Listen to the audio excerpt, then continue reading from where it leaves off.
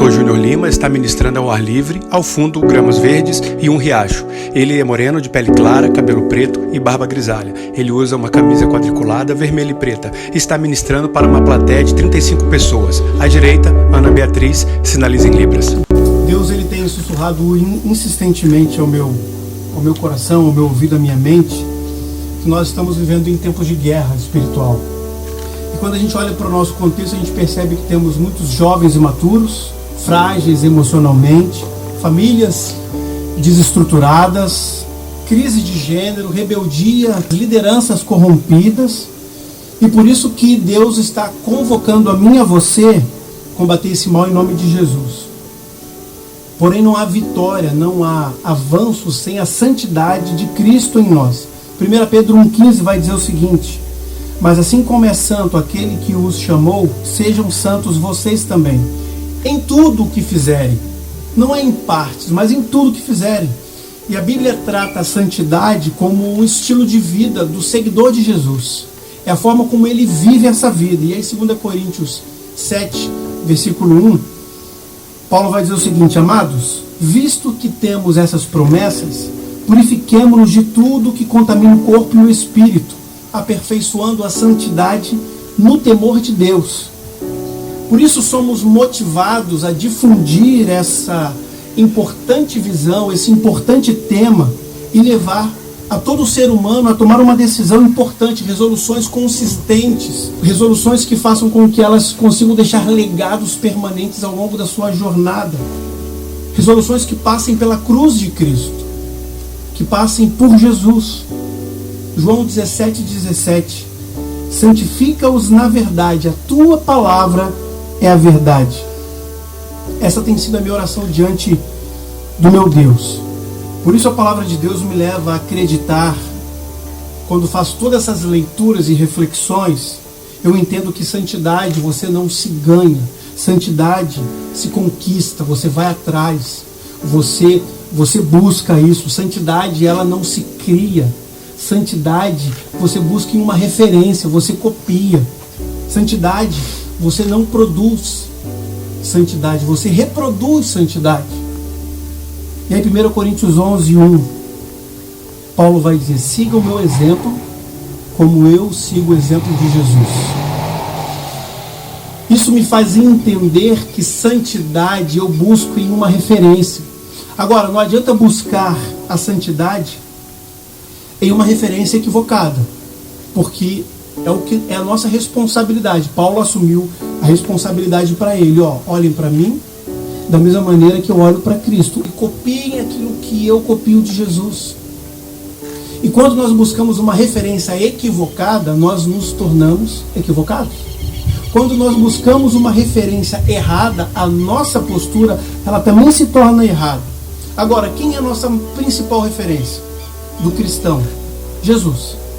Ele é a nossa referência principal. Agora, se o nosso irmão permanecer em Jesus, ele poderá se tornar uma referência de santidade para mim? Sim, porque ele permanece em Jesus. Se o pastor da determinada igreja, ele é um homem de Deus e ele tem Jesus como referência, nós podemos ter esse pastor como referência de santidade? Claro que podemos. Se o famoso conferencista A ou B é um homem de Deus e tem Jesus como sua referência, ele pode se tornar minha referência? Claro que pode.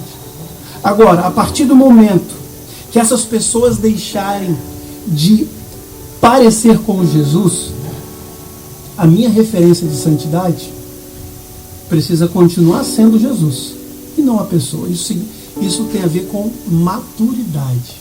Por isso que vemos pessoas em diversos ambientes, em diversas regiões, que abandonam a fé, abandonam a igreja local, porque viu determinada pessoa que era referência de santidade tropeçar.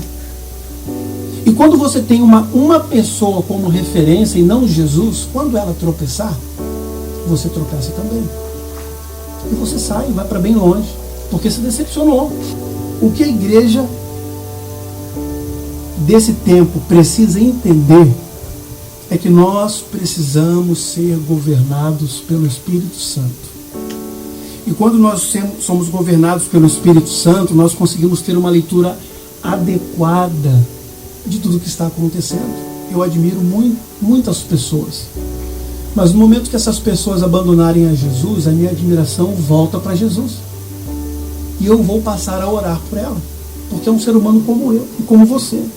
E o Espírito Santo nos convida a tomar resoluções permanentes aqui. Resoluções nos relacionamentos, resoluções no caráter, resoluções nos bons hábitos, resoluções no serviço. Porque a nossa referência é Jesus. E mesmo que alguém ao meu lado não esteja servindo, eu preciso servir, porque Jesus serviu. Mesmo que o meu vizinho não tenha um bom relacionamento com o próximo, eu preciso ter, porque Jesus se relacionou da forma correta, nos deixando um grande exemplo. Essa é a visão que Deus nos deu como discípulos de Jesus. E Ele está nos desafiando todo dia, em todo tempo, a tomarmos resoluções específicas que mudarão completamente a nossa vida e a vida das pessoas. Nós precisamos ter essa maturidade e entender que existe algo maior do que as pessoas desse mundo. Por isso precisamos começar por aquilo que nos define como igreja, corpo de Cristo: santidade, unidade. Esse é o resumo da igreja de Jesus nesse mundo. É você o responsável por viver em unidade. É você o responsável em buscar a santidade. A responsabilidade é sua, de mais ninguém. Você precisa entender que isso tem a ver com você. E nós queremos ajudá-lo. A sua igreja local quer ajudá-lo. A sua liderança local quer ajudá-lo a viver da forma correta, nessa dimensão, com um olhar em Jesus, com esse olhar maduro, entendendo que você é responsável por aquilo que você faz, por aquilo que você pensa e pelas decisões que você toma.